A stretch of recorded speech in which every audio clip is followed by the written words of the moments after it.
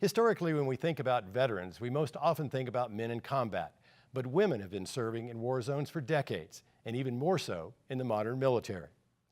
Reporter Maribel Gonzalez is here, and Maribel, there are real questions about services for women vets. That's right, John. The VA has been successful in the past few years in reducing overall veteran homelessness.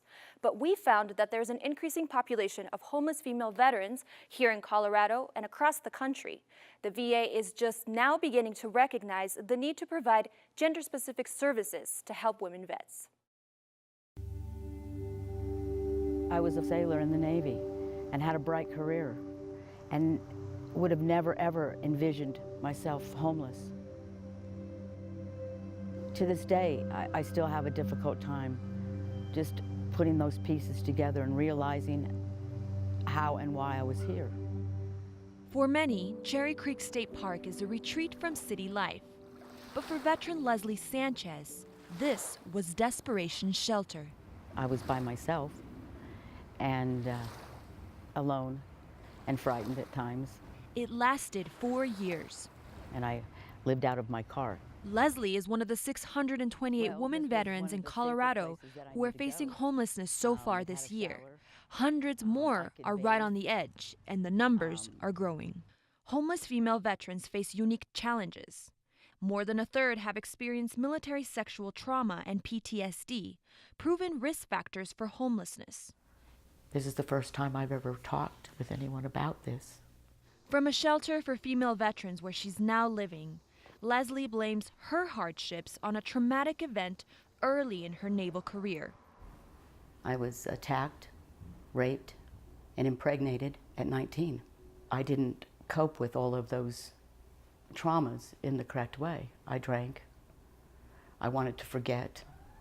The fear came rushing back when the house where she was living was burglarized. I didn't go to work. I quit my job and I attempted to commit suicide. Then my house was foreclosed upon. And I was forced to put what few belongings I had at that point into storage. Leslie has been homeless twice. Cherry Creek was the first time. Now, she's recently priced out of Denver Metro's housing market, so she turned to Volunteers of America. Females in general are at a greater risk for sustaining personal, physical, mental trauma as a result of stays in homelessness.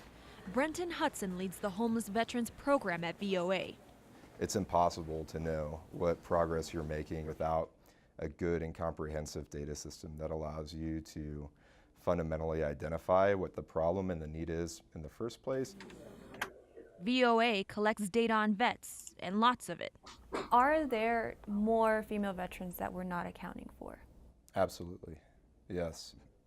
We have failed in this state to develop a good system for accounting for them, a good system to locate them, a good system to ultimately connect them with the services that they're needing. In a 2016 report, the U.S. Department of Veteran Affairs projects the female veteran homeless population will increase 9% by 2025 and says that there are, quote, critical questions about the type and scope of services that will be needed. Leslie wants to see the VA provide more mental health care to women. She sought treatment, and it worked for a while, but My therapy sessions were reduced to 23 minutes every 6 weeks. 23 minutes every 6 weeks isn't even a Band-Aid. So you're not inclined to want to show your wounds if you know you can't get them fixed.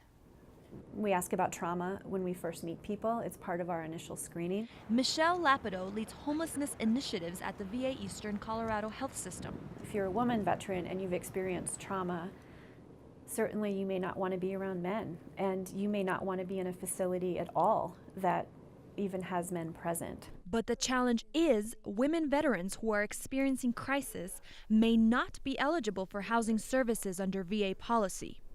So couch surfing by itself is not considered homeless.